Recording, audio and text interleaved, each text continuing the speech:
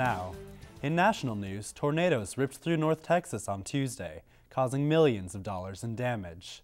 The National Weather Service says at least a dozen twisters touched down south of Dallas-Fort Worth, with winds up to 130 miles per hour, damaging or destroying more than 1,000 homes.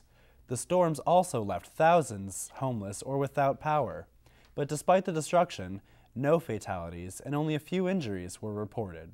The tornadoes were the worst North Texas has seen since 1994, when a twister hit Dallas, destroying the town square and killing 3 people.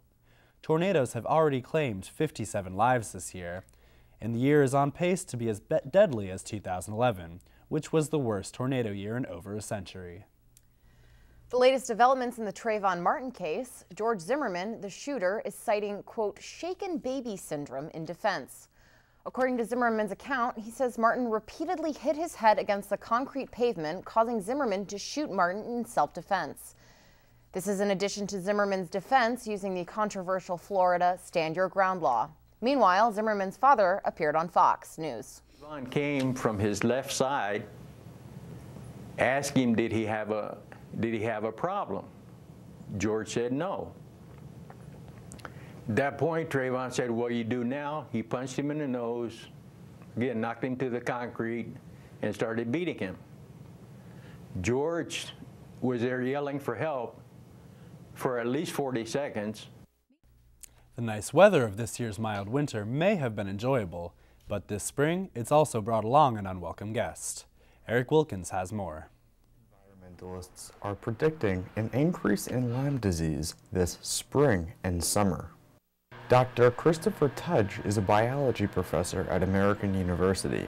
He says because of the mild winter, nature enthusiasts can expect an increase in the tick-transmitted disease. Because the young ticks, the nymphs, depend on feeding on small mammals like mice before they grow up to move on to deer, where they get from deer onto humans to bite humans. So if there's been a mild winter, then there's been no death of young ticks over the winter. The Centers for Disease Control and Prevention estimate more than 30,000 people in the United States contracted Lyme disease in 2010. Typical symptoms include fatigue, chills, fever, headache, body aches, and a noticeable rash around the bite, called a bullseye. One Lyme disease survivor says she is lucky she caught the disease early. So I had a fever, and I was also really tired, like I was sleeping all the time. And I actually went to the health center thinking that I might have mono. Turned out I had Lyme disease. What are some ways to prevent acquiring Lyme disease? It takes a while for them to establish in your skin, bite you, and possibly transmit. So if you check your body when you come back from walking, then you should be able to take the ticks off before they really get established. As spring blossoms, the tick increase will be significant this year. For District News Now, I'm Eric Wilkins. Starbucks released a less than appetizing ingredient in their food dye. The announcement seems to really bug vegans. Christine Edmond has the story. Starbucks added a new ingredient that upset vegans and vegetarians this week. Its strawberry-flavored drinks contain cochineal extract, or carmine, a red dye made out of crushed cochineal beetles. The coloring in this dye is carminic acid, and cochineal extract is just carminic acid, and that's one molecule. And you can make that in a laboratory, or you can extract that from beetles, and the molecule doesn't change whether it's from beetles or from a lab.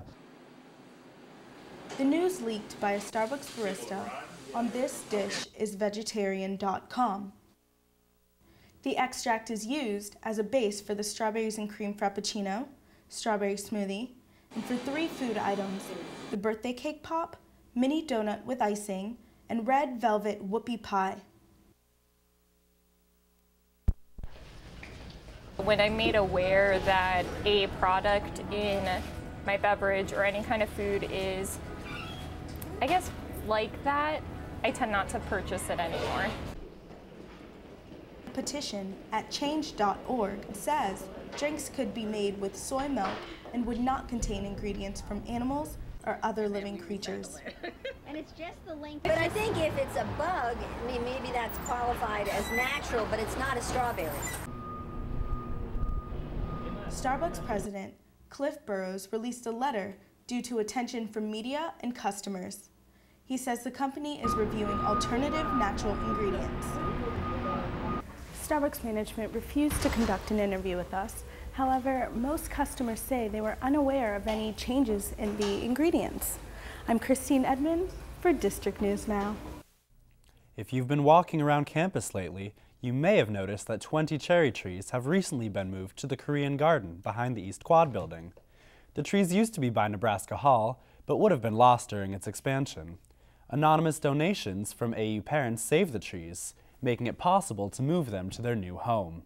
They joined 3 older Korean cherry trees, donated to AU nearly 70 years ago by South Korea's first president, Syngman Rhee, in 1943.